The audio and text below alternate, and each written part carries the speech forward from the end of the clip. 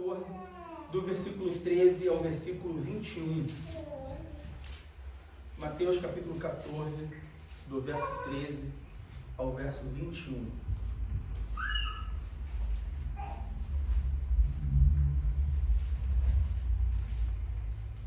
Diz assim: E Jesus, ouvindo isso, retirou-se dali num barco, para um lugar deserto, apartado.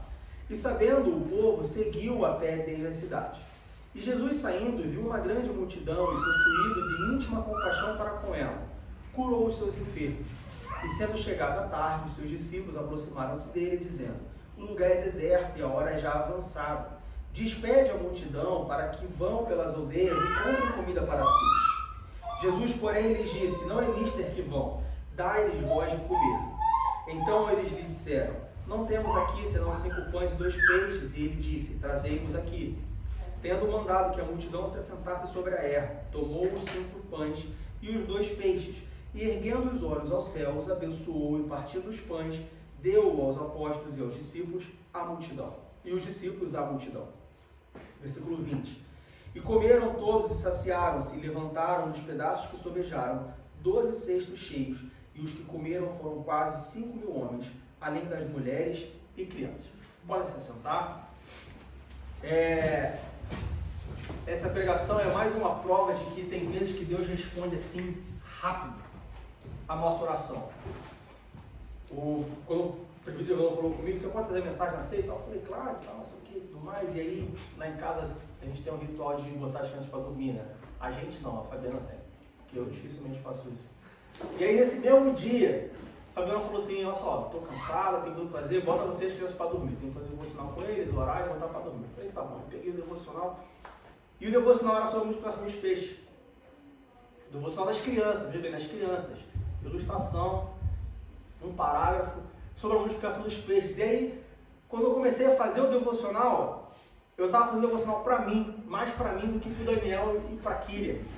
E eu tenho certeza que eu aprendi muito mais com o devocional, eu, do que o Daniel e a Kíria, porque eu aprendi só a multiplicação dos peixes. Assim, Jesus multiplica a comida, ele é o multiplicador. Mas algumas palavras me chamaram a atenção, algumas palavras de Jesus me chamaram a atenção e eu queria compartilhar com vocês. Bom, a multiplicação dos pães e peixes, como eu disse, eu tinha separado 4 passagens, porque ela acontece nos 4 evangelhos. Ela acontece em Mateus, no capítulo 14, acontece em Marcos, no capítulo 6, em Lucas, no capítulo 9, e em João, no capítulo 6 também. É uma das poucas... É um dos poucos milagres, na verdade é o único milagre, se não me engano, relatado nos 4 evangelhos. E é um dos mais famosos de Jesus.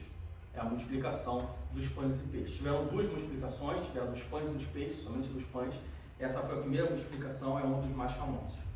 E é interessante que se os irmãos lerem essa mesma passagem em Mateus, Marcos e Lucas, ou seja, os evangelhos sinóticos, os evangelhos são praticamente iguais, essa passagem ela tem um cunho mais social, ela mostra o Jesus mais preocupado com a multidão, ela tem um cunho mais sociológico. Enquanto que se você for ler essa mesma passagem no Evangelho de João, veja bem, a mesma multiplicação, é a mesma coisa, visões diferentes. Mas em João, ela tem mais ela destaca, João destaca mais um lado espiritual, um lado divino. Ele foge um pouco do lado social. E por que isso acontece? Isso acontece porque João, como nós falamos na escola dominical, João foi o último evangelho a ser escrito. João foi escrito cerca entre 90 e 100 anos depois de Cristo. Ele foi o último evangelho a ser escrito. Enquanto Marcos, que foi o primeiro, foi escrito ali por volta dos anos 60, anos 70 depois de Cristo. O que isso muda? Isso muda que quando João escreve os evangelhos, aquelas primeiras testemunhas, algumas já tinham morrido. Ou seja, o hype, a fama, aquele burburinho inicial da morte de Jesus, do que ele tinha feito e tal, já tinha se passado. Então João, ele sente necessidade, nós vemos, e o Evangelho de João, ele é sobre isso, apresentar Jesus como Deus, como Filho de Deus, a divindade de Jesus, porque como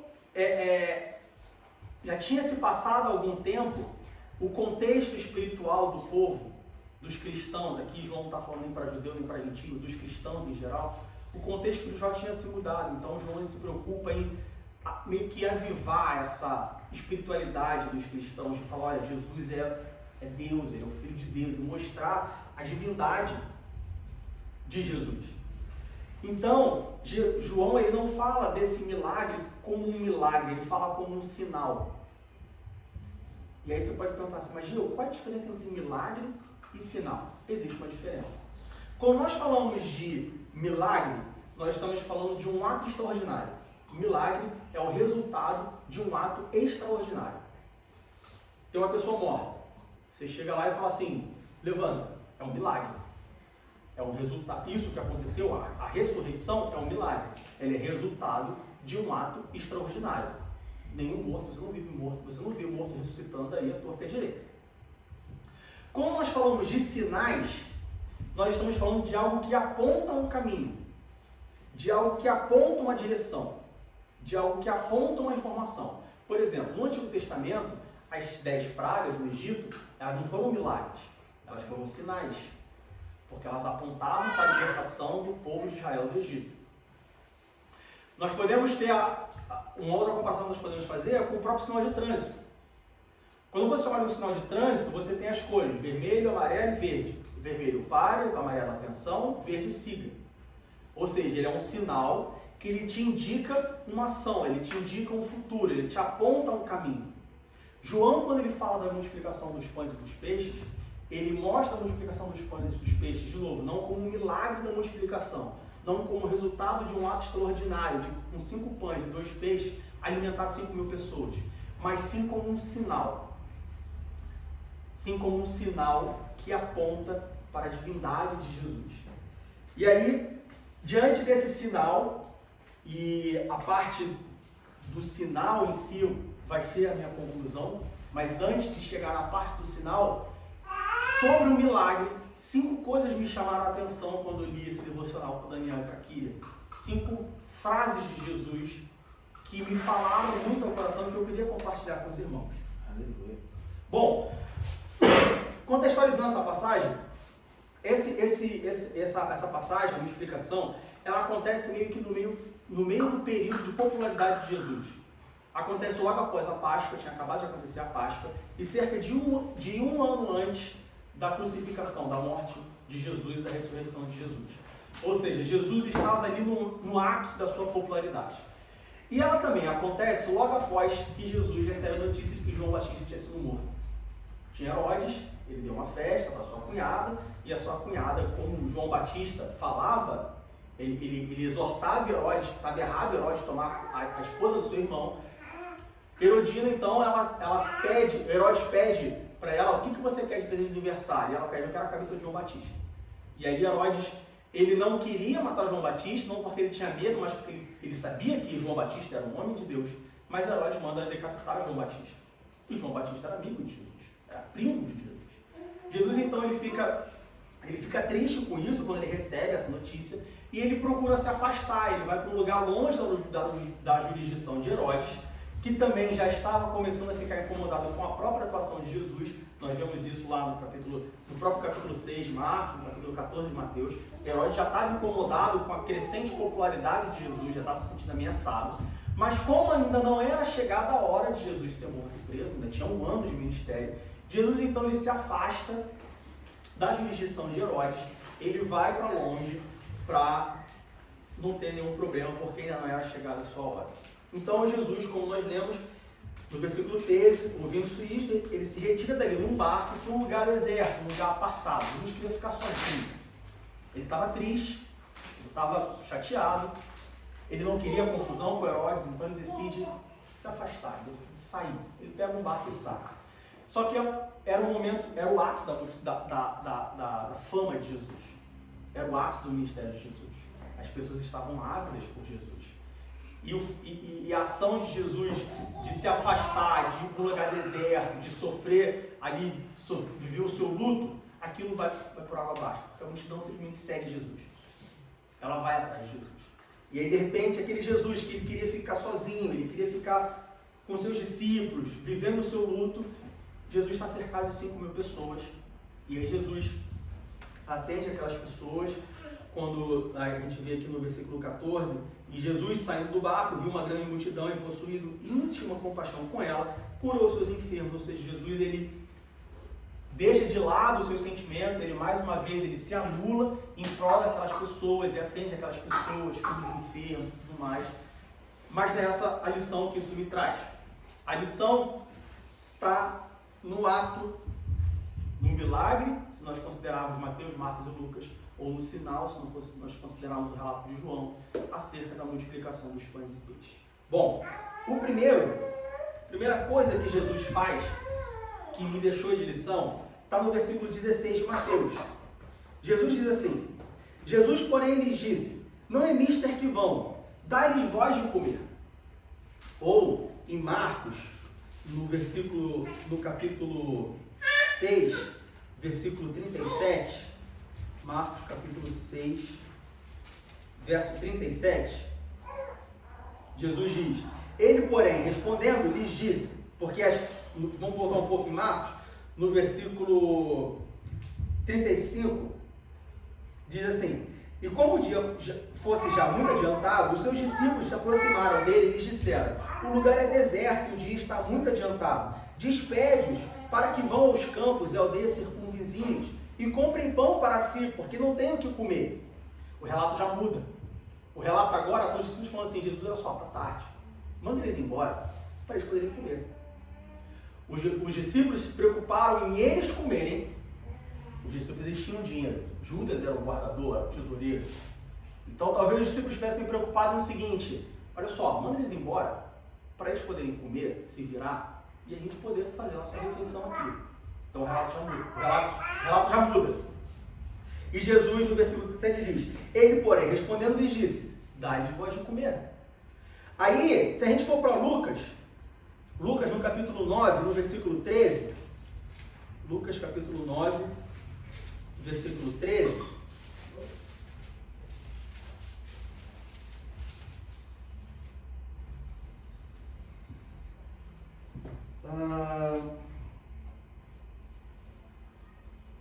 diz assim: mas ele lhes disse: dai-lhes vós de comer. E eles disseram: não temos senão 5 pães e 2 peixes, salvo se nós próprios formos comprar comida para todo este povo. O relato já muda de novo, porque olha só, a gente vê que eles tinham dinheiro, mas talvez eles não quisessem gastar o dinheiro. E aí, por fim, se a gente for para João, no versículo 6, no capítulo 6, João capítulo 6, no verso...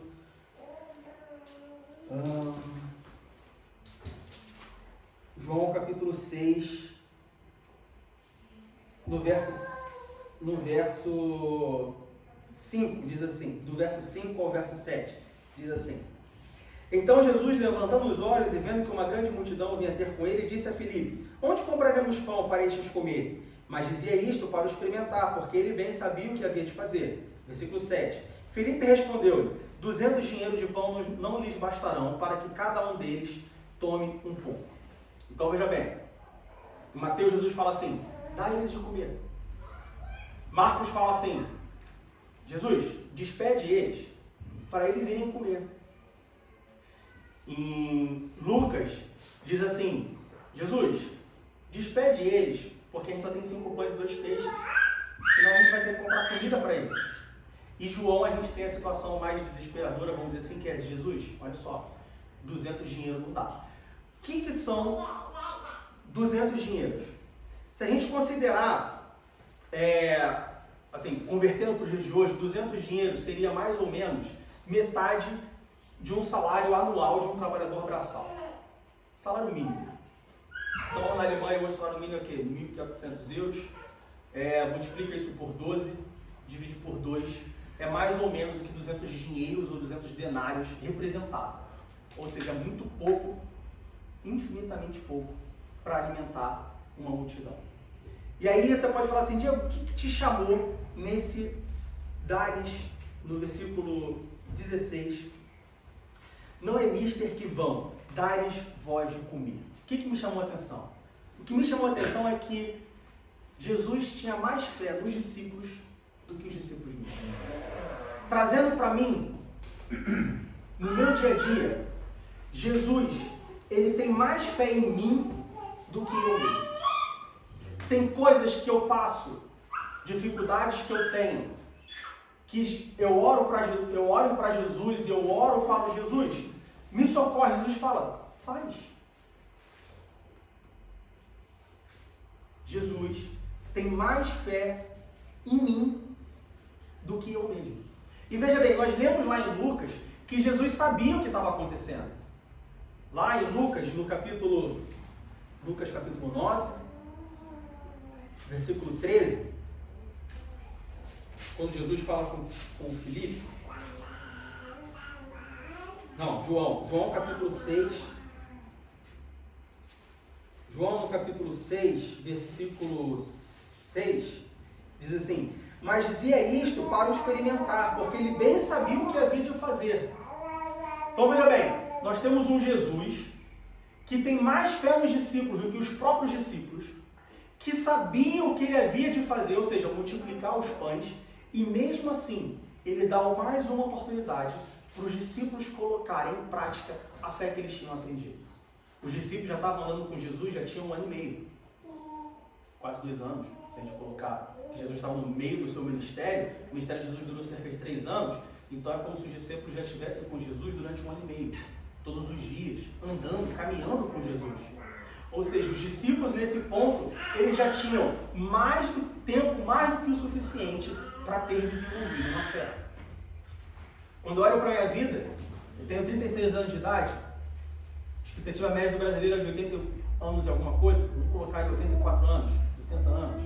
Eu estou quase chegando no meio da minha vida, eu estou quase chegando no meio da minha caminhada com Deus. Eu já tenho tempo suficiente para ter exercitado a fé que Deus me deu. E mesmo assim, os discípulos não tinham fé neles mesmos. Fé que Jesus tinha neles. Então a primeira lição é, na maioria das vezes, Jesus tem mais fé em mim, se não todas as vezes, Jesus tem mais fé em mim do que eu mesmo. Tem coisa que eu peço para Deus resolver, e Deus chega para mim e fala assim, faz você, meu filho. Você já está comigo há 36 anos. Você já sabe tudo que eu fiz, tudo que eu sou, tudo que eu posso fazer. Por que você pede para mim? Faz!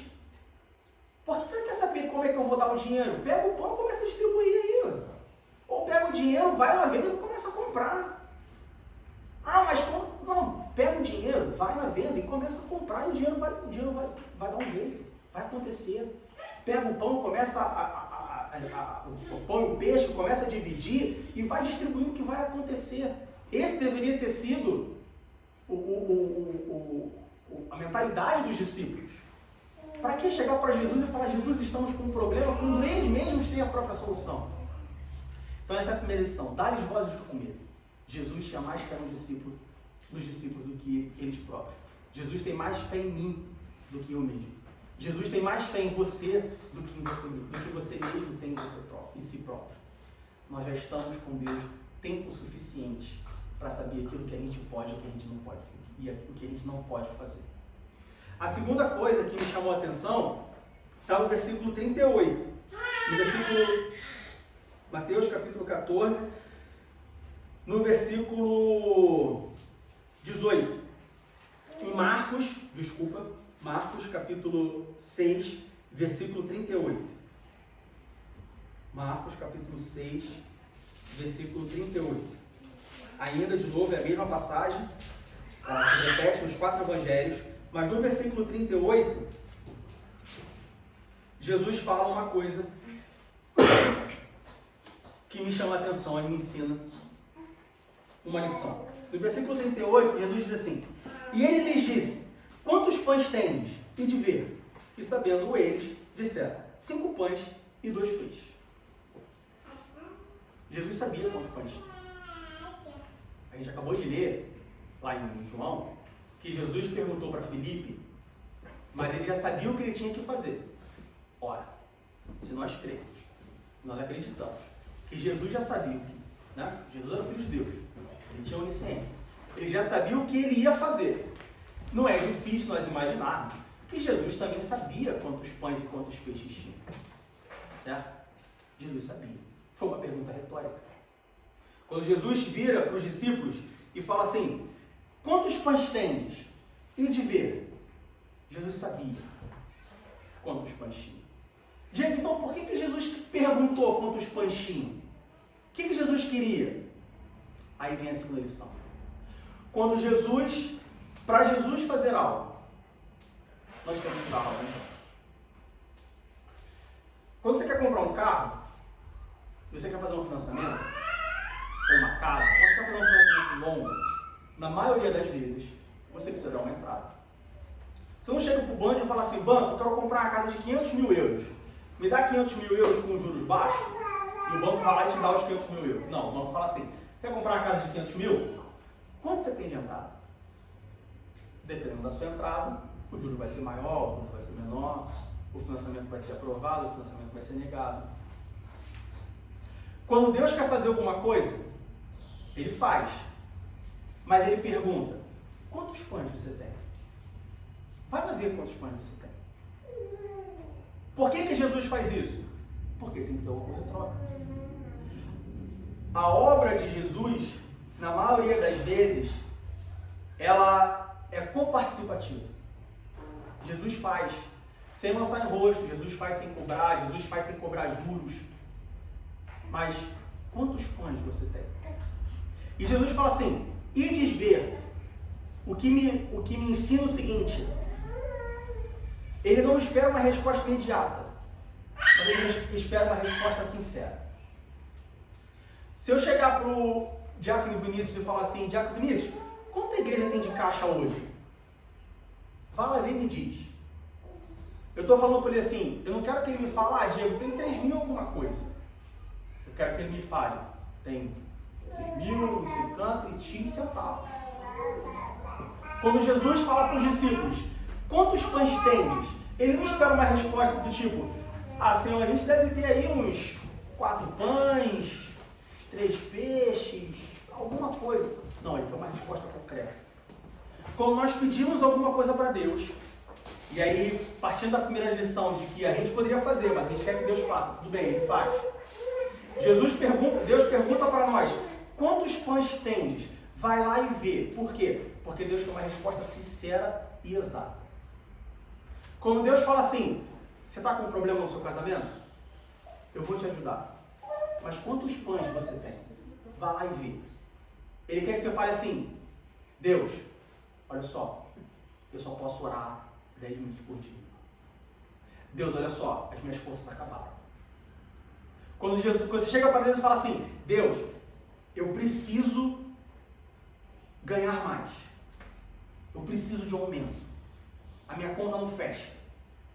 Deus chega para você e fala assim, tudo bem, você quer um aumento, você quer um emprego melhor? Tudo bem.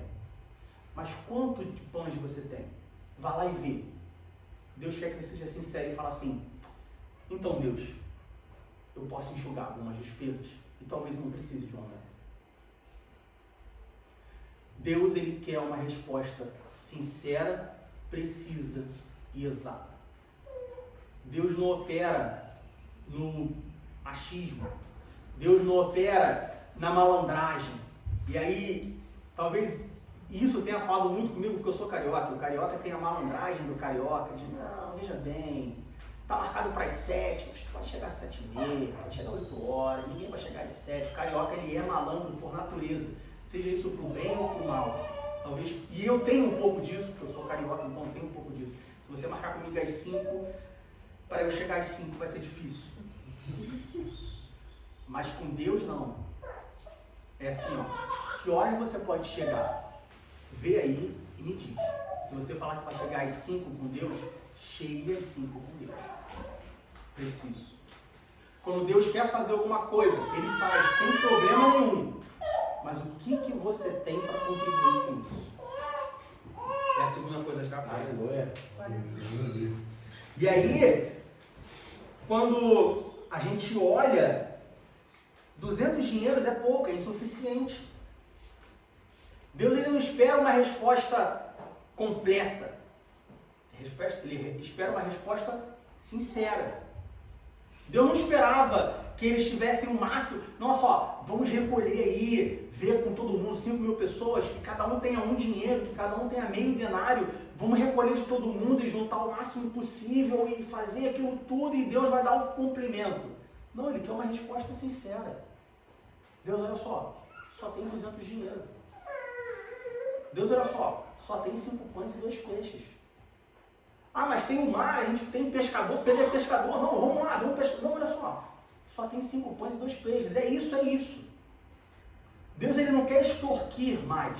Quando Jesus pergunta quantos pães tendes, não é que Jesus queria extorquir da multidão pão e peixe, ou extorquir da multidão dinheiro. Não, ele quer uma resposta sincera. Ele quer uma sinceridade de coração e falando, Jesus, eu só tenho isso. Deus, olha só, me ajuda, a única coisa que eu posso fazer é orar. Eu posso orar 3 vezes por semana. Deus, olha só, eu só posso orar, eu não posso orar de madrugada, eu acordo muito cedo para trabalhar, eu vou dormir muito tarde, não posso orar de madrugada. Eu só posso orar no metrô, indo para o trabalho. É o momento que eu posso te pedir. Deus, olha só, eu não posso jejuar 6 horas porque eu sou diabético, eu tenho que comer. Deus, olha só, eu posso jejuar meia hora por dia. É a única coisa que eu posso. É sincero? Deus vai aceitar. Aleluia.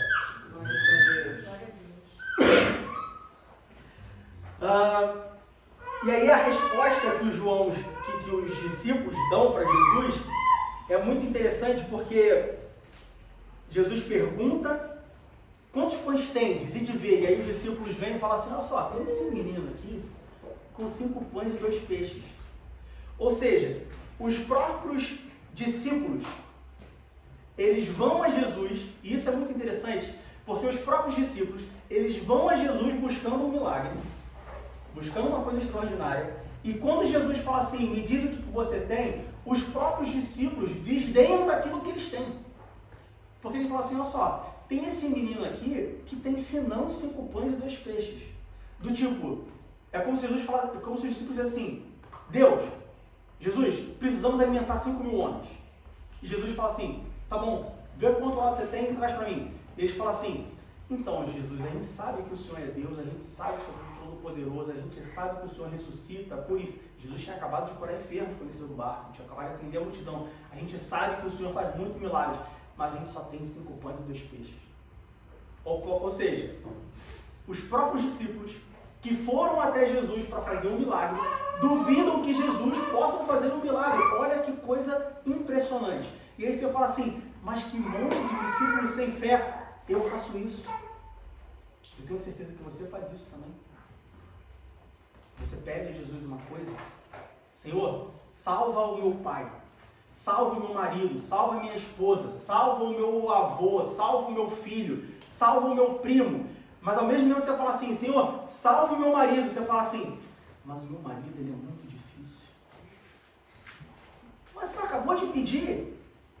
Jesus acabou de falar o quanto você tem, o que você tem para me dar. Não, Jesus, salve o meu marido. E Jesus fala, tá bom, eu salvo o seu marido. O que você tem para me dar? Jesus, eu tenho 30 minutos de oração por dia, mas eu cumprimento que durante 30 minutos eu vou orar todos os dias, 30 minutos para a salvação do meu marido. E aí Jesus fala assim, tudo bem, eu salvo teu marido. E aí ele fala assim, mas ele é muito difícil, né, Jesus?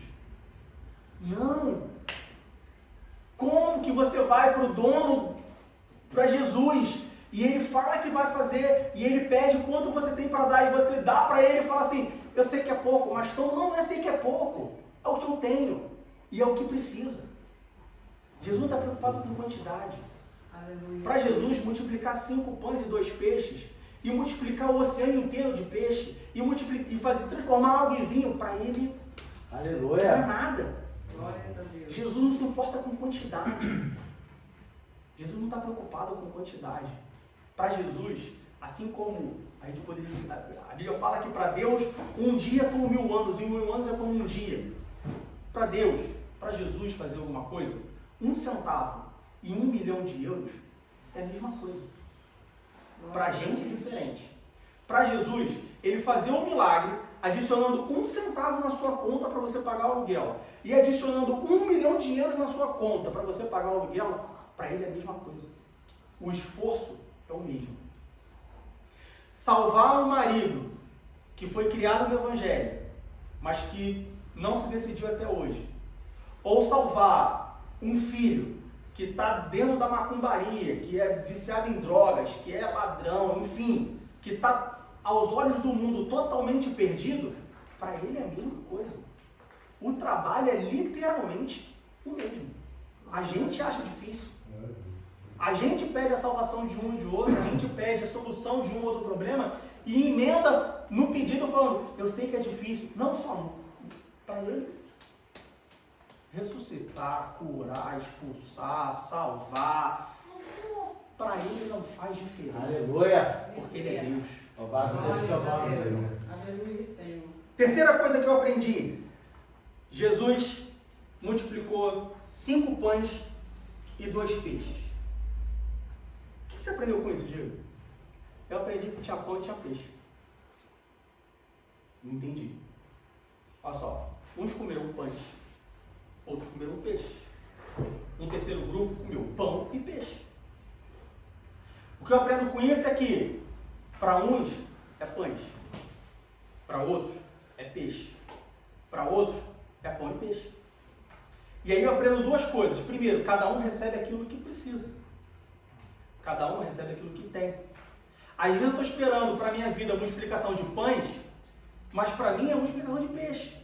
Mas eu quero pães, porque para a vida do presbítero Ivanov foi pães, então eu quero pães. Não, para mim é peixe, para ele é pão, para mim é peixe.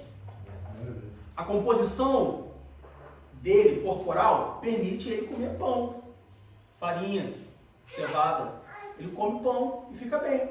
Eu não, eu tenho intolerância à glúten, eu não posso comer pão, eu tenho que comer peixe. Se eu comer pão, eu vou ficar doente, eu vou sentir dor, eu preciso comer peixe. Para o Jaco Vinícius, ele pode comer pão, peixe, carne bovina, frango, ele pode comer tudo. Porque ele é ele e eu sou eu. Na multiplicação, Jesus falou assim, tá bom, eu vou alimentar 5.000 pessoas, mas todo mundo vai comer pão. Não, tem pão e tem peixe. E aí um dado muito interessante é que eu falei que isso acontece logo após a Páscoa. Na Páscoa, o povo, os judeus, se lembravam do Egito, da saída do Egito. E o que aconteceu quando eles saíram do Egito e foram para o deserto? O que eles comiam? Maná. Todo mundo comia maná. Todo mundo comia maná e não podia guardar maná. Ah, mas eu não gosto de maná. É isso que tem para hoje, meu amigo.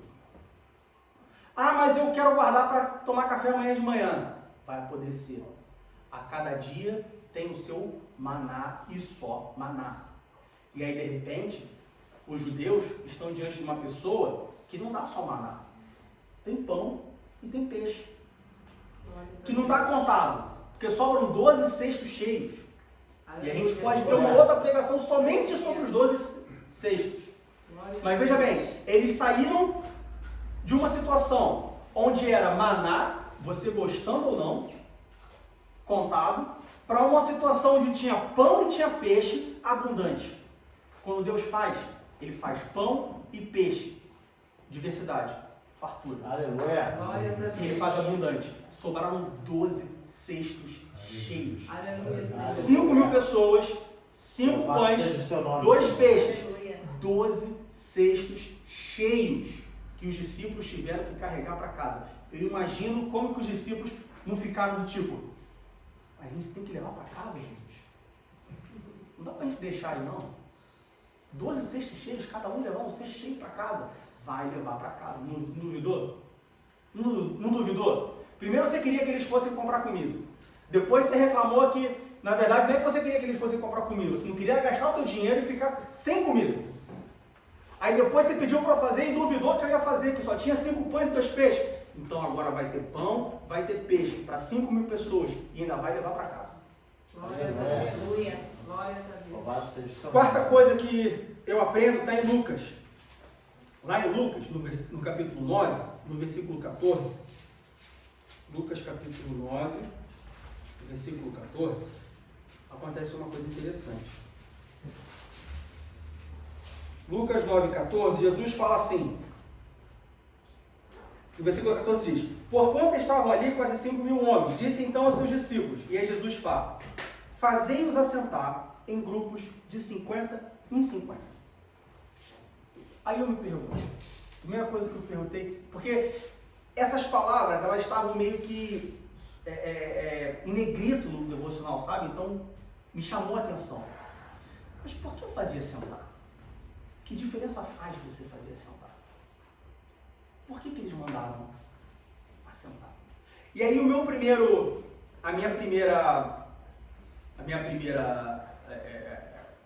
raciocínio foi, bom, é mais fácil, né, você mandar sentar ali, é mais fácil você distribuir, né?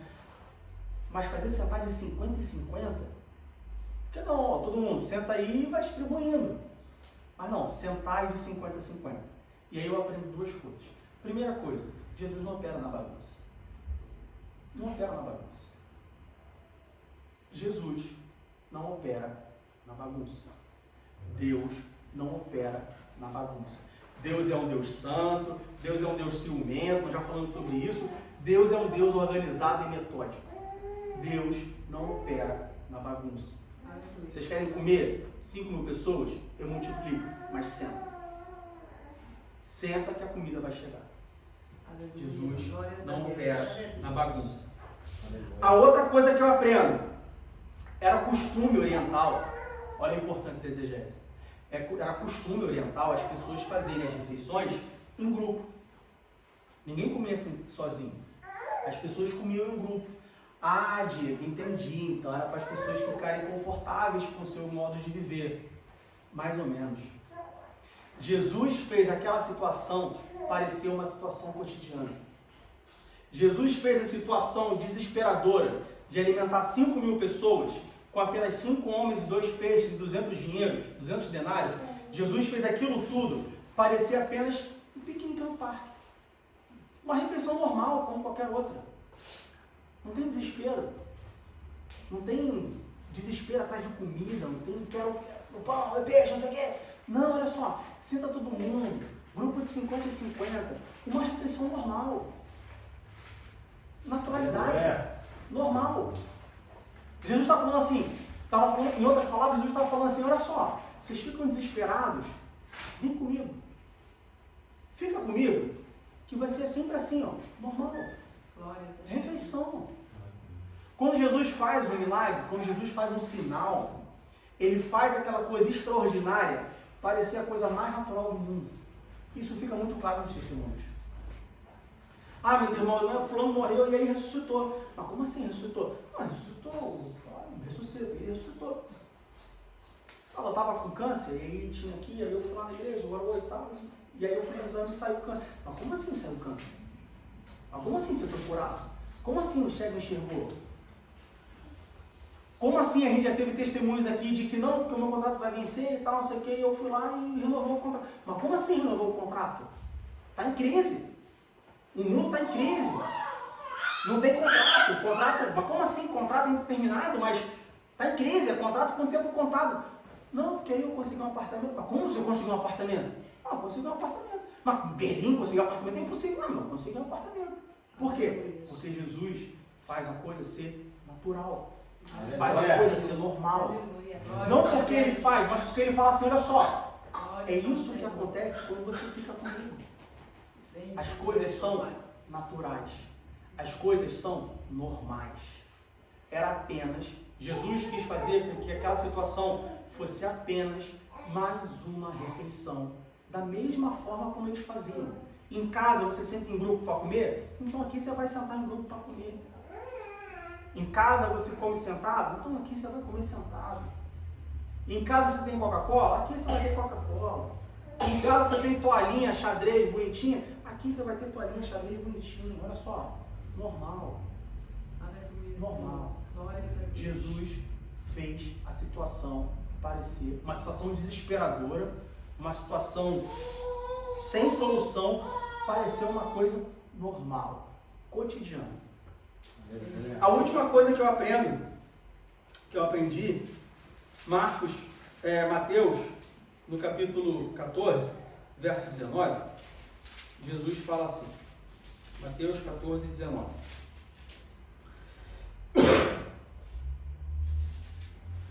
Diz assim, tendo mandado que a multidão se assentasse sobre a erva, tomou os 5 pães e os 2 peixes, e erguendo os olhos ao céu, os abençoou e partindo os pães, Deus aos discípulos e os discípulos à multidão. Isso se repete em Mateus e Marcos, Lucas e João. Jesus ele recebe então os 5 pães e os 2 peixes e ele olha para o céu, abençoa os pães e faz o milagre. O que você aprendeu com isso, Diego?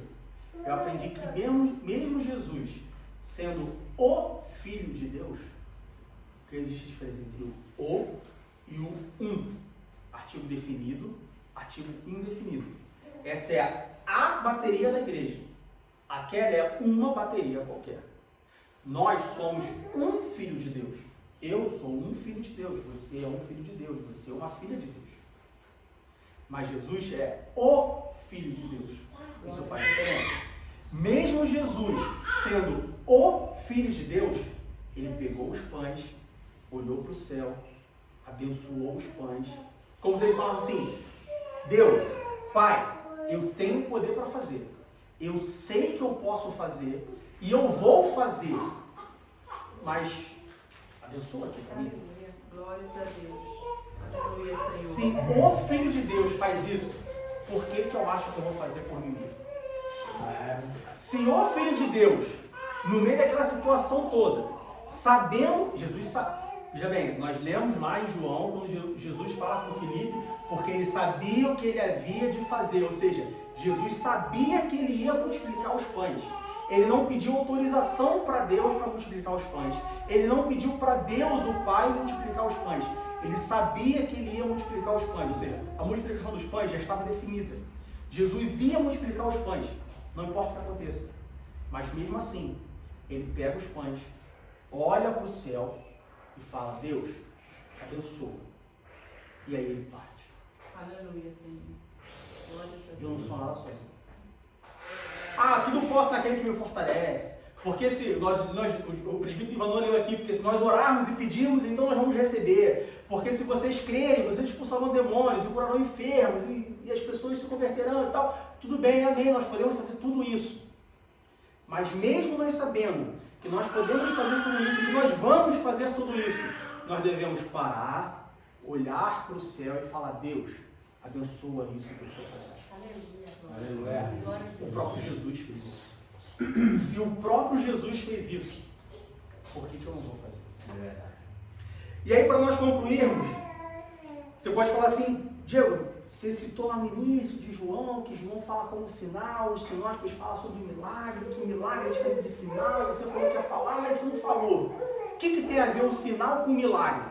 Para nós concluirmos, como eu falei, João, ele trata esse cenário, os milagres de Jesus, ele não trata como milagre, ele trata como sinais. E sinal é algo que aponta. Depois que tudo isso aconteceu, em Lucas, no capítulo 9, no versículo 19, Jesus chega para os discípulos e fala assim, Jesus chega para os discípulos no capítulo 9, no versículo 18, diz assim: E aconteceu que, estando ele orando em particular, estavam com eles os discípulos e perguntou-lhes, dizendo: Quem diz a multidão que eu sou? Se nós formos para Lucas, para João, no capítulo 6, no versículo 15, João capítulo 6, versículo 15, João diz assim: Sabendo, pois, Jesus que haviam de vir arrebatá-lo para o fazerem rei, tornou a retirar-se ele só para o monte. Aí no versículo, a gente pode ler o versículo 14 e 15 de João capítulo 6. Vendo, pois, aqueles homens o milagre que Jesus tinha feito, diziam: Este é verdadeiramente o profeta que devia vir ao mundo. Sabendo, pois, Jesus que haviam de vir arrebatá-lo para o fazerem rei, tornou-se a retirar-se ele só para o monte. E aqui onde está o sinal do milagre. O povo, quando viu Jesus fazendo isso, eles viram um milagre. E quando eles viram um milagre, eles pensavam: é um profeta. Vamos pegar esse homem como rei. Porque olha só, a gente está sofrendo na mão do Império Romano. Eu estou passando fome, trabalhando o ano inteiro para ganhar 400 denários. E isso não me satisfaz. E esse homem aqui, ele está multiplicando pão e peixe, ela está sobrando 12 cestos. Vamos tirar o rei, vamos tirar Herodes, vamos colocar Jesus, velho. Não é a coisa mais óbvia a se fazer? Eu estou passando dificuldade sob o jugo de um rei, debaixo do Império Romano, que está me cobrando imposto, está me sugando a alma. e tem um homem que está multiplicando pão e peixe, ela está sobrando para levar para casa, vão botar esse homem como rei. O povo viu um milagre. E aí Jesus chega em Lucas, no versículo 19, e fala assim, chega para os discípulos e fala assim, quem que de multidão diz que eu sou? E aí os discípulos respondem. E respondendo eles disseram, João Batista, outros Elias e outros que um dos antigos profetas ressuscitou. E aí Jesus continua buscando um sinal, ao invés de um milagre, fala assim, e disse-lhes, e vós, quem dizes que eu sou? E o único que respondeu foi Pedro. Ele diz no versículo 20, e respondendo Pedro disse, o Cristo de Deus. Qual é a diferença entre milagre e sinal? Milagre é o resultado de um ato extraordinário que acontece. Qual é a diferença de um sinal? Aponta um caminho, aponta uma direção. Multiplicar os pães é um milagre. Mas Jesus não queria ensinar um milagre. Porque, como eu falei, o milagre é cotidiano. A palavra de Deus diz que me segue e os milagres seguirão. Milagre é cotidiano. Milagre é besteira. Multiplicar, fazer, acontecer, isso aí não é nada. Jesus queria ensinar o quê? O sinal. Olha só, eu sou o caminho, a verdade e a vida. Olha só, eu sou o próprio Deus. Quem vocês dizem que eu sou? E Pedro diz, tu és o Cristo. No versículo 19, no versículo 20. E respondendo, Pedro disse, o Cristo de Deus. Aleluia. Jesus queria ensinar um sinal. A multidão falhou em perceber o sinal. Porque eles achavam que Jesus era um profeta. A encarnação de um outro profeta. A encarnação de João Batista. Olha que absurdo. Você achar que Jesus é a encarnação de João Batista. A multidão falhou em perceber esse sinal.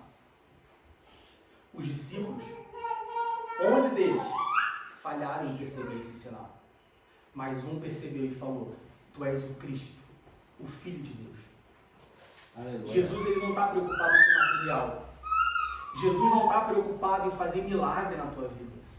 Jesus não está preocupado em multiplicar a tua comida, em multiplicar o teu salário, em te dar saúde. Jesus não está preocupado com isso. Jesus não está preocupado em fazer milagre. Jesus está preocupado em te mostrar o sinal. Olha só, eu sou o Cristo de Deus. Aleluia. Somente através de mim você vai ter vida. Somente através de mim você vai ter pão. Somente através de mim as situações mais desesperadoras da tua vida. Alimentar 5.000 pessoas. Alimentar 3 filhos desempregados. Somente através de mim alimentar 3 filhos desempregados vai parecer uma situação normal, como qualquer outra refeição na tua mesa. Aleluia. Jesus, ele quer mostrar um sinal. Não se atenha aos milagres, se atenha ao sinal. E qual é o sinal? Jesus é o Cristo de Deus. Aquele que através dele saiu o pecado do mundo. Através dele nós podemos voltar a ter comunhão com Deus. Através dele nós temos a salvação. Através dele somente através dele, nós temos a esperança da vida eterna. Onde um dia não vai mais precisar de milagre.